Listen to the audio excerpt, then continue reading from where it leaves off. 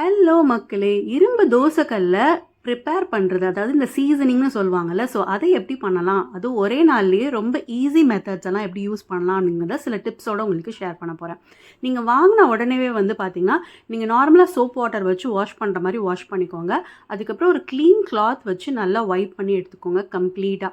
நீங்கள் வைப் பண்ணி எடுத்ததுக்கப்புறம் பார்த்தீங்கன்னா, உங்கள் துணியிலையோ இல்லை உங்கள் கை வச்சு நீங்கள் செக் பண்ணும்போதோ சில பிளாக்காக வந்து தெரிஞ்சுது அப்படின்னா, நீங்கள் ஒரு ஸ்டெப்பை பண்ண வேண்டியது இருக்கும் எக்ஸ்ட்ராவாக. அது என்னங்கிறதையும் நான் சொல்கிறேன். ஸோ ஃபஸ்ட்டு வந்து ஒரு க்ளீன் கிளாத் வச்சு நல்லா தொடச்சிக்கோங்க. இரும்பு நார் யூஸ் பண்ண வேணாம். நீங்கள் வந்து நார்மல் ஸ்பாஞ்ச் இல்லைனா வந்து தேங்காய் நார் கூட நீங்கள் யூஸ் பண்ணிக்கலாம். ஸோ எனக்கு வந்து இந்த மைல்டாக இந்த பிளாக் கலரில் வந்து லைட்டாக வந்து தெரிஞ்சதுனால நான் இந்த ஸ்டெப்பை பண்ணுறேன். நம்ம சாதம் வடித்த கஞ்சின்னு சொல்லுவாங்கல்ல, ஸோ அதை எடுத்துக்கோங்க. அது வந்து நல்லா ஆறுனதுக்கப்புறம் அந்த ஆடை அதெல்லாம் வந்து நம்ம ரிமூவ் பண்ணிவிட்டு இந்த தோசைக்கல்லில் வந்து நம்ம சுற்றி நம்ம வந்து ஊற்றி விட்டுறணும். ஸோ தண்ணி சப்போஸ் பத்தலை அப்படின்னா நல்லா அந்த தோசை டவா வரைக்கும் வர மாதிரி நிறைய தண்ணியும் சேர்த்து ஆட் பண்ணிக்கோங்க. இதில் பார்த்தீங்கன்னா ஒரு 8 ஹவர்ஸ்க்கு மேலே நீங்கள் விட்டதுக்கப்புறம் இந்த துருன்னு சொல்லுவாங்கல்ல, ஸோ அந்த தோசைக்கல்லில் உள்ள துரு, அந்த பிளாக், அது எல்லாமே வந்துடும். அதுக்கப்புறம் நீங்கள் மறுபடியும் நார்மலாக வாஷ் பண்ணி எடுத்துகிட்டு துடைக்காமல் அந்த ஈரத்தோடு அப்படியே வந்து கேஸில் நம்ம வந்து வைக்க ஆரம்பிச்சிடலாம். எடுத்த உடனே வந்து சிம்லேயோ இல்லை ஹைலியோ வைக்காமல் ஒரு மீடியம் ஃப்ளேம்லேயே வச்சு நீங்கள் இதை பண்ணுங்கள். ஸோ மீடியம் ஃப்ளேம்லேயே ஃபுல்லாக நீங்கள் மெயின்டைன் பண்ணிங்க அப்படின்னா இந்த சீசனிங், அதாவது நம்ம இந்த ப்ரிப்பேர் பண்ணுறோம் இல்லையா, அது வந்து ரொம்ப நல்லா வரும்.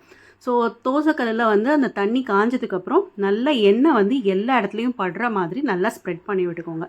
ஸ்ப்ரெட் பண்ணி விட்டதுக்கப்புறம் மீடியம் ஃப்ளேமில் தான் இப்போயும் இருக்குது. உப்பு இருக்கு இல்லையா, கல் உப்பை போட்டு நல்லா ஸ்க்ராட்ச் பண்ணுங்கள். உங்களோட தோசை அந்த கரண்டி வச்சு நீங்கள் வந்து ஸ்க்ராட்ச் பண்ணலாம். இதுலேயுமே வந்து பார்த்திங்கன்னா இந்த கல் உப்பு வந்து ஒயிட்டாக இருக்குது இல்லையா, ஸோ இது வந்து அந்த துரு, நம்ம வந்து கஞ்சி வாட்டர் யூஸ் பண்ணோம் இல்லையா, அப்போ துருவெல்லாம் வெளியில் வந்ததில்ல, அதே மாதிரி நீங்கள் இப்படி பண்ணும்போது துருவெல்லாம் வெளியில் வரும். ஸோ துரு இப்போ பார்த்தீங்கன்னா எப்படி அந்த கலரே வந்து சேஞ்ச் ஆகிருக்கு இல்லையா, ஸோ அதை நான் அப்படியே ரிமூவ் பண்ணி எடுத்து வச்சுட்டு இந்த தோசை டவாவை மேலே தண்ணி ஊற்றுறேன். ஸோ தண்ணி ஊற்றுனது அது ஒரு க்ளீனிங் ப்ராசஸ் மாதிரி. ஏன்னா அந்த துருலாம் இருக்குல்ல, அதெல்லாம் வரணும்ல. இப்போ பார்த்தீங்கன்னா அந்த தண்ணிக்கு மேலேயே வந்து அந்த துரு அதெல்லாம் வந்து இருக்கும். ஸோ மறுபடியும் ஒரு க்ளீன் கிளாத்தை வச்சு நல்லா தொடச்சி எடுத்துருங்க. தொடச்சி எடுக்கிறது ரொம்பவே இம்பார்ட்டன்ட். செகண்ட் டைமும் இந்த ப்ராசஸை செய்யுங்க. ஏன்னா ஃபஸ்ட்டு டைம் வந்து அவ்வளோ துரு வந்ததுனால செகண்ட் டைமும் வர்றதுக்கு சான்சஸ் இருக்குது.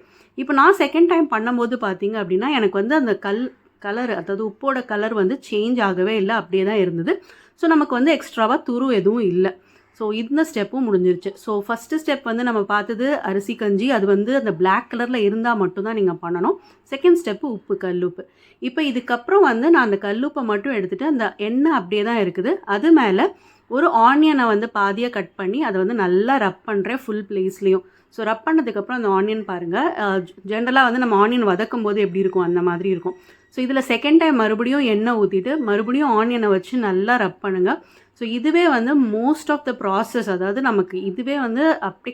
இப்போ பார்த்தீங்கன்னா கல் சூப்பராக ரெடி ஆகிடுச்சு. ஃபஸ்ட்டு தோசை ஊற்ற போகிறேன். ஃபஸ்ட்டு தோசையை நான் சாப்பிட போகிறதில்ல, அதனால் ரொம்ப கம்மியான மாவில் சின்னதாக தான் ஊற்ற போகிறேன். ஏன் சாப்பிட போகிறதில்ல அப்படின்னு பார்த்தீங்கன்னா, நம்ம இப்போ தான் வந்து சீசனிங் பண்ணியிருக்கோம். ஸோ அந்த உப்பு, அந்த எண்ணெய், அந்த இரும்பு சூடான அந்த ஸ்மெல்லு, ஆனியனோட ஸ்மெல் எல்லாம் இருக்கிறனால சம்டைம்ஸ் வந்து அந்த ஃப்ளேவர் தோசையில் இருக்கும். அதனால தான் நம்ம வந்து அதை சாப்பிட போகிறதில்ல. நீங்கள் இப்போ பார்த்தீங்கன்னா நான் வந்து தோசை அப்படியே எடுத்துகிட்ருக்கேன் உங்களுக்கு. அந்த பேன், நான்ஸ்டிக் பேனில் எப்படி வந்து தனியாக பிரிஞ்சு வரும்ல, அந்த அளவுக்கு வந்து நமக்கு வந்து சூப்பராக தோசைக்கல் ரெடியாகி வந்துட்டுருக்குது. அண்ட் இதை வந்து நீங்கள் 2 பக்கமும் வேக வைக்கும்போது என்ன பண்ணணும்னா, கரெக்டாக தோசை அந்த கல்லில் வந்து ஃபுல்லாக ஸ்ப்ரெட் பண்ணி விடுங்க. அப்போ வந்து உங்களுக்கு இன்னும் கொஞ்சம் செகண்ட் தோசை ஊற்றும் போது நல்லா உங்களுக்கு பெரிய தோசையாக சூப்பராக வரும். அண்ட் முக்கியமாக வந்து தோசைலாம் ஊற்றி முடிச்சதுக்கப்புறம் நீங்கள் என்ன பண்ணணும் அப்படின்னா, ஃபுல்லாக ஒரு துணியை வச்சு நல்லா க்ளீன் பண்ணி எடுத்துடணும். அந்த எண்ணெய் வந்து அந்த சூட்லேயே இருக்கும்போது தான் கல்லில் வந்து அந்த ஓரத்தில் வந்து ரொம்ப அப்படியே வந்து கொஞ்ச நாள்லேயே வந்து ரொம்ப கரை படிஞ்சு துரு பிடிச்சி இருக்கிற மாதிரி ஆகிறதுக்கு ரீசன் அந்த எண்ணெயோட சூடு வந்து அதில் இருந்துகிட்டே இருக்கிறதுனால தான். ஸோ நல்லா க்ளீன் பண்ணி எடுத்து வச்சுருங்க ஒரு துணியை வச்சு. இது வந்து ரொம்ப முக்கியமான ஸ்டெப்பு நம்ம கல்லை மெயின்டைன் பண்ணுறதுக்காக. அண்ட் அதுக்கப்புறமே நீங்கள் வந்து வாஷ் பண்ணும்போது தேங்காய் நார் இல்லைனா வந்து ஒரு ஸ்பாஞ்ச் அந்த மாதிரி நீங்கள் யூஸ் பண்ணுங்கள். எப்போவுமே வந்து இந்த ஸ்க்ரப்பர் மாதிரி விஷயங்கள் யூஸ் பண்ணுறதை கொஞ்சம் அவாய்ட் பண்ணிக்கிறது பெட்டர். அதே மாதிரி கல்லில் வந்து முட்டை போடுறீங்க அப்படின்னா, எக் யூஸ் பண்ணுறவங்களா இருந்தீங்க அப்படின்னா நீங்கள் எக்குக்குன்னு செப்பரேட்டாக ஒரு பேனோ ஏதாவது ஒன்று வச்சுக்கிறது பெட்டர். முக்கியமாக கல்லில் வந்து தோசையும் சப்பாத்தியும் போட்டு எடுக்கிறதுக்கு மட்டும் யூஸ் பண்ணிங்கனாலுமே ரொம்ப நாள் நல்லா வரும் அந்த கல். ஸோ செகண்ட் தோசை நீங்கள் பார்த்தீங்கன்னா ரொம்ப கிறிஸ்பியாக நல்லா பெருசாகவே ஊற்ற முடிஞ்சுது. ஸோ க்ளீன் பண்ணி அதை மெயின்டைன் பண்ணுறது அப்படிங்கிறதும் ஒரு சின்ன விஷயம் தான் நம்ம வந்து கல்லை வந்து பாதுகாக்கிற பொறுத்த வரைக்கும். ஸோ இந்த வீடியோ உங்களுக்கு ஹெல்ப்ஃபுல்லாக இருந்திருக்கும் அப்படின்னு நினைக்கிறேன். நம்ம சேனலை சப்ஸ்கிரைப் பண்ணிக்கோங்க. தேங்க்யூ ஃபார் வாட்சிங்.